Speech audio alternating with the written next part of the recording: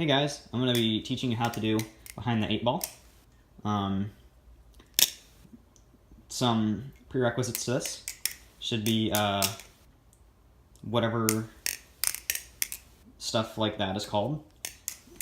And you're going to want to know how to do a wrist pass. And yeah, you're going to want to know how to do stuff like that. And this is a pretty momentum-based balancing tutorial. I would say it's intermediate. And you're going to want to start off holding it in standard grip, so holding safe handle.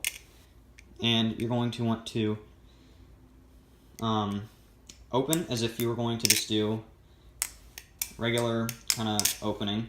But when you open it, the reason why I said prerequisites doing this is because that means that you're already used to, when you open, putting your pointer on this side where your thumb is. And when you open, you're going to want to do that, and then you're going to want to start the momentum with doing this. And when you kind of do this, you're going to go like that, but you're going to release every one of your fingers momentarily so that it rotates around your pointer. And a way you could practice this is you could just start like this, and just go like that and let the balisong fall.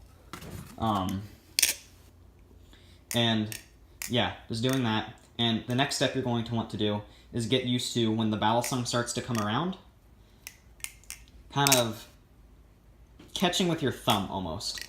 So the second it starts to go around, once it rotates, so you're going to open, throw, and once the balisong kind of makes a rotation around your finger, you're going to want to get into the habit of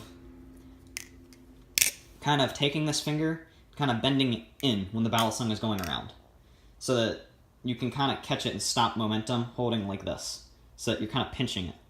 And in this momentum, you're going to want to kind of learn to do this kind of wrist momentum while putting your thumb kind of on top of your pointer while doing this. And while you're doing it, you're going to want to put the thumb on, and then take your finger out and release like that, so that the balisong goes like that. So now you're holding it in between your thumb and pointer like this. And what this is going to allow the balisong to do is it's going to allow it to do a rollover over your thumb.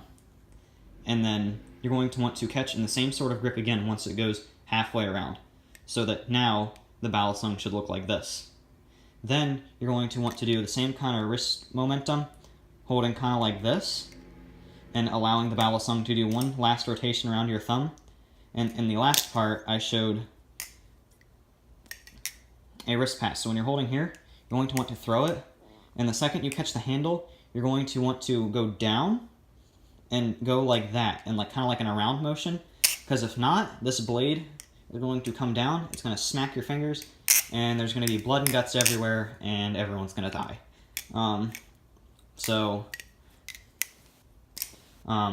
There's a few ways you can get out of it too, but I'm just going to basically show it again. So, open, balisong in standard grip, open it, put your pointer right here. You're going to let the balisong do a rotation around while catching like that, while allowing the balisong to continue momentum and releasing this finger, throwing it back over, and then doing this like that. I found in tutorials that listening to people talk in a step-by-step, I found those don't help me much. I find that slow motions help the best out of anything, so I'll put plenty of slow motions up.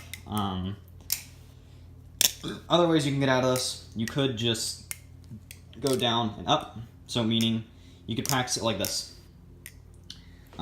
This is actually a good way to practice short stops. I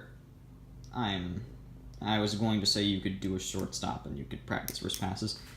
This is probably a really bad tutorial, but you could practice by holding balisong like this and just making it go down and not letting it touch your fingers. So that way when you're coming out, you know how to stop that momentum and keeping the blade from hitting, and just toss it up. Now, the wrist pass, practice holding the balisong like this, as if you were going to do one of these kind of openings. You don't want to do that because it's a blade. And you're going to want to practice, you could practice it like this. You could practice holding so that, like, as if it's standard grip but holding, like, the bike handle. And you're going to want to swing the balisong open,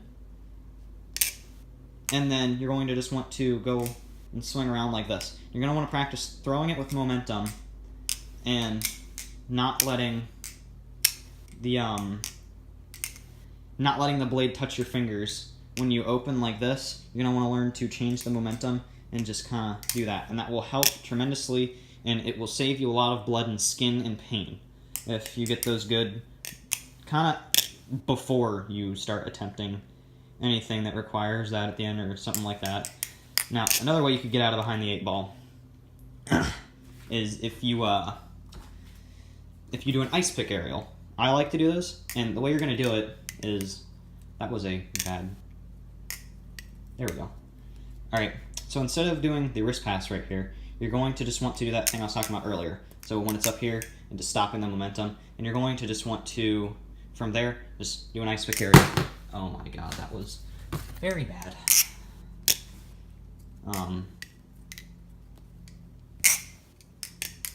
Yeah, like that. Probably the worst tutorial you've ever seen.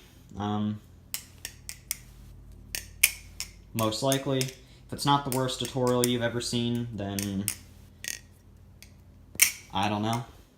But, yeah, if you guys think I should never make another tutorial again, and if I should just stick to rambling videos and garbage flips, I will do that.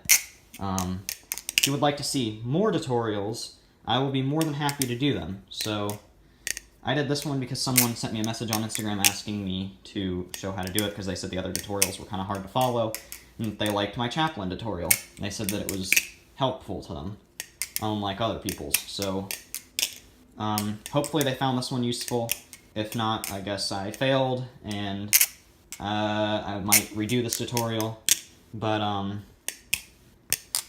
yeah, one last time, hold in standard grip, swing handle open while putting pointer finger right here, and you're going to throw knife while releasing all other fingers, catching like this for the either, if it's below your waist, you get to neck all your friends, and you get to slap them in the neck, or the A-OK sign, and as the momentum's coming along, you're going to want to straighten that finger out, let the balisong go around, kind of grab like this, toss it again, do a wrist pass. So, I feel like this is one of those tutorials where I'm kind of telling you how to do it instead of really doing a good job of showing you how to do it.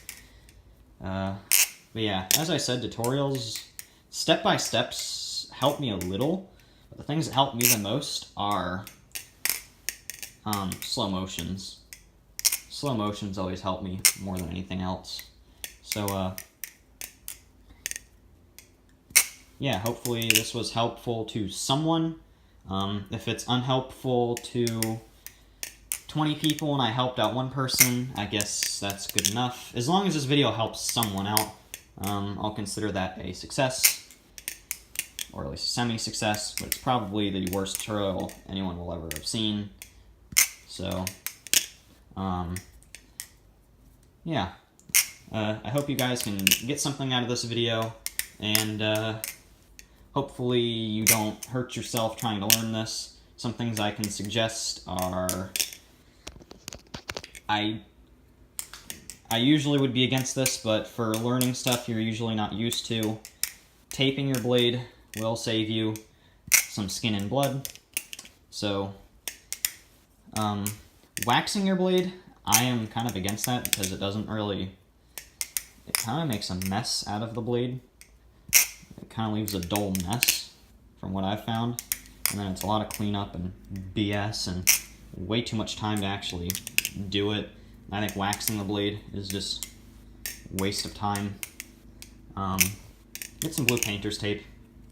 Won't really dull anything, won't really do much. If you're someone that likes to keep your knives oiled a lot, that tape's not really going to stick.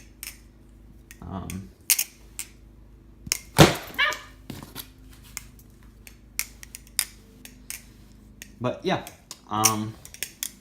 yeah, hopefully someone got something out of this video, and